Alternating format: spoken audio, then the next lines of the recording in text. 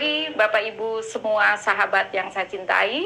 Seperti sudah disampaikan sebelumnya, hari ini kita akan belajar sesi ini tentang problem komunikasi. Beberapa survei menunjukkan di Amerika Serikat, ketika anak remaja Amerika mengalami stres, pertanyaannya, kemana Anda curhat? Kemana Anda menyampaikan sesuatu hal yang tidak menyenangkan dalam hidup Anda? Jawabannya luar biasa. Pertama, anak-anak ini akan menyampaikan ketidaknyamanannya melalui musik. Dan di Indonesia barangkali sudah terbukti hal ini. Mari kita lihat, ABG daripada berkomunikasi dengan orang tua, dia lebih suka mendengarkan musik, begitu, kiri kanan. Dan kedua, kemana mereka ketika bersusah hati menyampaikan ketidaknyamanannya. Di Amerika menunjukkan mereka ada ke sosial media, ke TV. Di Indonesia paling menakutkan karena rata-rata remaja kita menonton TV lebih dari 50 jam per minggu. Anda bayangkan sebulan bisa 200 jam. Hidupnya habis untuk nonton sosmed. Pertanyaannya, Ibu ada di ranking keberapa sebagai orang yang akan dia komunikasikan ketika dia bermasalah? Rankingnya ada di 36 dan ayah ada di ranking ke-48. Ini sebagai bukti buruknya komunikasi di keluarga. Sehingga kita tidak salahkan kondisi-kondisi di Indonesia. Banyak sekali data terakhir menunjukkan ada 4.000 remaja terkena narkoba dan hampir 90% barangkali adalah terjadinya buruknya komunikasi antara anak dan keluarga. Berikutnya, problem komunikasi terjadi juga di pernikahan. Bapak dan Ibu boleh lihat di slide ini bahwa survei menunjukkan dilakukan terhadap 5.000 pasangan suami istri tentang seberapa sering Anda melakukan proses komunikasi. Ternyata setelah 2 tahun perkawinan, mereka hanya 2-3 menit komunikasi saat sarapan pagi.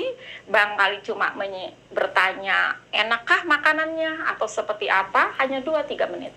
Berikutnya 20 menit setelah makan malam, mungkin sebelum menuju tidur, berkomunikasi 20 menit, dan berikutnya hanya beberapa menit sebelum tidur. Mengerikan. Jadi kalau dilihat hanya 25, barangkali maksimal 26 menit sehari komunikasi suami istri, itu di 2 tahun pertama pernikahan. Berikutnya, setelah mendekati 6 tahun pernikahan, rata-rata komunikasinya hanya 10 menit. Mungkin pada saat sarapan pagi, mungkin pada saat makan malam, mungkin pada saat mereka mau tidur. Dan lebih mengerikan, setelah hampir 7-8 tahun pernikahan, hanya rata-rata mereka berkomunikasi tidak lebih dari 10 menit. Itu problem komunikasi di keluarga. Mari kita lihat komunikasi di perusahaan. Apa yang terjadi? Pertanyaan sangat sederhana. Setahun terakhir ini barangkali ini bulan apa, dan kita tarik setahun sebelumnya, jadi 365 hari ke belakang. Kapan terakhir Anda ngobrol berdua antara atasan dengan bawahan? Atasan cuma menanyakan soal keluarganya, hanya bertanya soal problem pekerjaannya, hanya bertanya soal kesehatannya. Apakah Anda melakukan? Atau Anda sebagai bawahan, pernahkah Anda menyampaikan sesuatu kepada atasan ketika Anda punya problem dengan pekerjaannya? Menyampaikan, meminta pendapat atasan, atau sekedar bagaimana problem ini bisa diselesaikan? Pertanyaan itu mari kita tanyakan. Kalau Anda jarang sekali melakukan seperti ini, ada hal yang buruk dalam proses komunikasi. Atau hal sederhana, mari kita tanyakan kepada diri kita. Selama setahun terakhir ini, kapan kita ngobrol berdua dengan pasangan hidup Anda? Soal agama yang Anda yakini, soal ajaran-ajaran Tuhan, atau kapan terakhir Anda ngobrol lebih dari 2 jam dari hati ke hati dengan ibu Anda, dengan orang tua Anda setahun terakhir ini, bukan sebulan terakhir ini.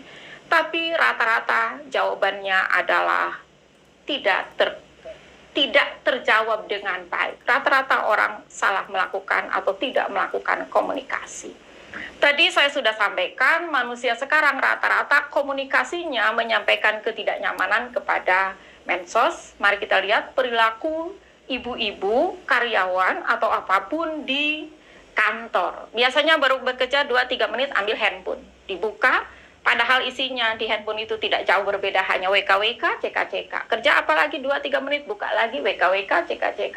Rata-rata setiap manusia sehari membuka sosmed itu 2 jam. Sebulan 60 jam, setahun 720 jam. Kondisi-kondisi ini akhirnya menjadi problem dalam proses komunikasi.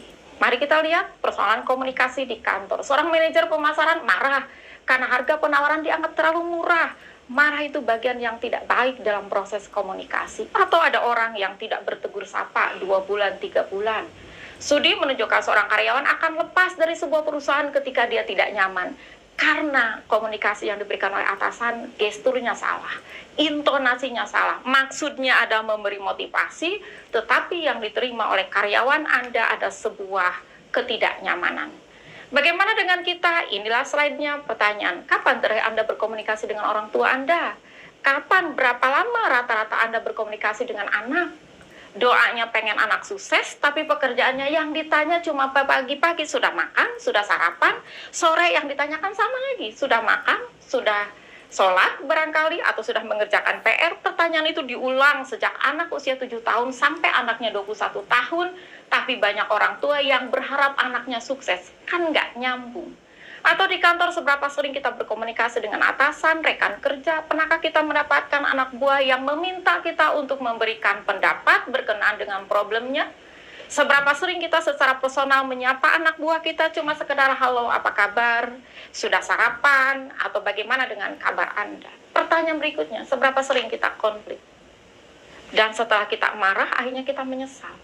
Atau seberapa sering kita habis rapat, kita pulang dan kita bilang, tadi harusnya saya ngomong begini dan kita tidak melakukannya.